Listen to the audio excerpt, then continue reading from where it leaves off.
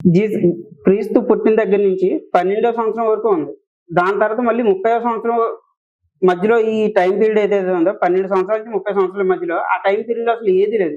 కానీ కొంతమంది ఇండియన్‌కి సంబంధించిన పాస్టర్స్ ఏం చెప్తున్నారంటే బయటున్న ప్రచారం, ఆ 12 సంవత్సరాల నుంచి 30 సంవత్సరాల వరకు ఇండియా వచ్చినట్టు, ఇక్కడ నాలెడ్జ్ నేర్చుకుని అక్కడ ఇజ్రాయెల్‌లో అదంతా బోధించినట్టుగా కొంతమంది అది సత్యమా? అసత్యమా?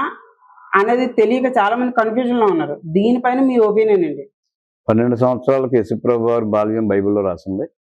తర్వాత 38 ఇయర్స్ 30 సంవత్సరాలకి మళ్ళీ కనపడ్డాడు ఆయన. హ్మ్. ఇప్పుడు ఈ 12-30 సంవత్సరాల గ్యాప్ పీరియడ్‌లో ఇండియా వచ్చాడు. ఇండియా వచ్చి ఇక్కడ ఏదో కొంచెం ఏదో తర్ఫీదు అయ్యి కొంచెం ట్రైనింగ్ అయ్యి వేరే దేశానికి వెళ్ళటం అనేది శుద్ధ రాంగు. ఎందుకంటే చాలా విషయాలు రాసినప్పుడు అలాంటిది ఏదైనా ఉంటే ఆ గ్యాప్ పీరియడ్ కూడా ఖచ్చితంగా ఎక్కడ దుఃఖం ఈ 66 పుస్తకాలు ఎక్కడ దుఃఖం రాసలేదు. అయితే ఇప్పుడు ఆ పీరియడ్ ని ఎవరి ఇష్టానుసారంగా వాళ్ళు ఆడుకోవచ్చు. కొంతమంది ఏమో బౌద్ధిజంలోకి వెళ్ళి కొంచెం ట్రైనింగ్ అయ్యి బుద్ధుడి దగ్గరికి అనే ఆయన ఆ బౌద్ధ మతం ప్రసారం అవటం కోసం ఈయన వాడుకోవచ్చు. ఎందుకంటే క్రిస్టియానిటీ కొంతమంది వాళ్ళ ఫేవర్ అవటం కోసం వాడుకోవచ్చు. అలాగనమాట. ఇప్పుడు బిజినెస్ ఉంటుంది. బిజినెస్ లో యేసుప్రభు బొమ్మ ఉంటుంది, వెంకటేశ్వర బొమ్మ ఉంటుంది, ముస్లిం సన్నం ఉంటుంది. ఎందుకంటే ఆ వ్యాపారం చేసేదానికి ఆ ముగ్గురు కావాలి. ఆ ముగ్గురిని నమ్మడం ఎవరో ఒకరిని నమ్ముతాడు. కొబ్బరికాయ కొడతాడు తప్ప శనివారం ఆదివారం ప్రార్థనకి వెళ్ళడం, శుక్రవారం మసీద్కి వెళ్ళడం ఆ షాపు ఓనర్ గారు. అయితే ముగ్గురు ఫోటోలు పెడతాడు. ఎందుకంటే ముగ్గురు నమ్ముకున్న వాడు నాకు కస్టమర్స్ అవ్వాలి. నేను నమ్ముకున్న వాళ్ళు అక్కడే కొంటే నా బిజినెస్ సాగదనే ఉద్దేశంతో ఆ ముగ్గురు నా ఫోటోలను వాడుకున్నాడు ఆయన. అలాగా 12 సంవత్సరాల నుంచి 30 సంవత్సరాల వరకు మా బుద్ధుని దగ్గర లేకపోతే మా జైన్ దగ్గర లేకపోతే మాకు ఇక్కడ దగ్గర ఆయన వచ్చి ఎలా వెళ్ళండి చెప్పేసి ఇండియన్స్ ఆయన్ని వాడుకుంటాకి తప్ప అది నిజం కాదు. క్రిస్టియానిటీ ఒక కమ్యూనిటీనా లేదంటే ఒక క్యాస్ట్? అది ఒక వర్గానికి చెందిన దేవుడు మాత్రమేనా? ప్రపంచం మొత్తానికి దేవుడు అండి ఆయన? ఇప్పుడు దీంట్లో ఉన్న అది నేను చెప్పేది కూడా ప్రతిదీ దీన్ని బేస్ చేసుకుని చెప్తాను కనుక, ఈ క్రిస్టియానిటీ అంటే యేసుప్రభు అనేట ఆయన ప్రపంచం అంతటికి అందరికీ ప్రభు, అందరికీ ప్రభు, ఆల్ ఓవర్ వరల్డ్ అందరికీ ప్రభు. తర్వాత క్యాస్ట్ విషయంలో క్యాస్ట్ మారటం కానీ, అప్పుడు వరకు ఉన్న హిందూయిజం క్రిస్టియన్స్లో రావటం కానీ, అప్పుడు వరకు ఉన్న వేరే వేరే బౌద్ధిజం కానీ లేకపోతే ముస్లిమాన్ కానీ ఇక్కడ రావటం కానీ క్యాస్ట్ గురించి ప్రస్తావన ఎక్కడ లేదు. మోస్ట్ ఇంపార్టెంట్ మతం గురించి కూడా ఈ బైబుల్ ఎక్కడ లేదు. అసలు క్రిస్టియన్సీ మతం కాదు, మతం కాదు. హిందూ మతమే, హిందువుగానే ఉంటాం.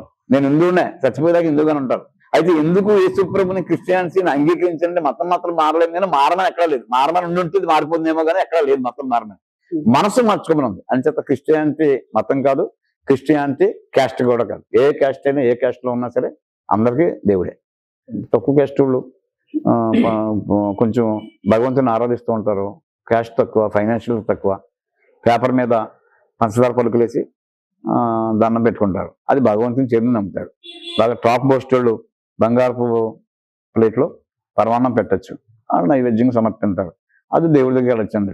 ఇది గొప్ప కాదు, అది తప్పు కదా. ఆయనకి ఈ రెండు సమానమే. అంచేత భగవంతుడు అనేటానికి క్యాస్ట్ పరంగా కానీ, కమ్యూనిటీ పరంగా కానీ, కులపరంగా కానీ, కంట్రీ పరంగా కానీ ఏమీ లేదు. భగవంతుడు అనేటైనా ప్రపంచం అంతా ఒక్కటే.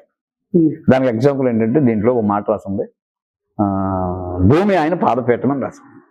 భూమి ఆయన పాదపీఠం అంటే భూమి ఆయన పాదపీఠం అంటే దాని అర్థం భూమి అంతా భగవంతునితో నిండుందని లెక్క. ఇప్పుడు కొంతమంది నా ఫ్రెండ్స్ ఉన్నారు, నా ఫ్రెండ్స్ వాళ్ళ మదర్స్ ఉన్నారు, దేవతంతో భూదేవికి దండం పెట్టుకుంటాను. దేవుడికి మీ మదర్ చాలా మంచి పని చేస్తుందని చెప్పేసి నేను కూడా వాళ్ళకి థ్యాంక్స్ చెప్తాను. అదేంటారు నువ్వు పాస్టర్ కదా, మరి మా మదర్ భూమికి దండం పెట్టుకుంటూ ఉంటే నువ్వు పెట్టేంటంటే భగవంతుని యొక్క మహిమ భూమి అంతా ఉందని నేను గ్రంథంలో చదివాను. ఆవిడ భూమి దండం పెట్టుందని నువ్వు అనుకుంటున్నావు. భూమి నా మహిమతో నా ప్రభావంతో నిండిపోయింది. నాకు పాదపీఠమే భూమి కదంటే ఆ భూమి మీద నిలబడ్డాడు కాబట్టి, భూమి అంతా నిలబడ్డాడు కాబట్టి ఆవిడ మీ మదరు భగవంతుని పాదాలకి నమస్కారం పెట్టిందని ఈ మాటను బట్టి నేను అనుకుంటున్నాను.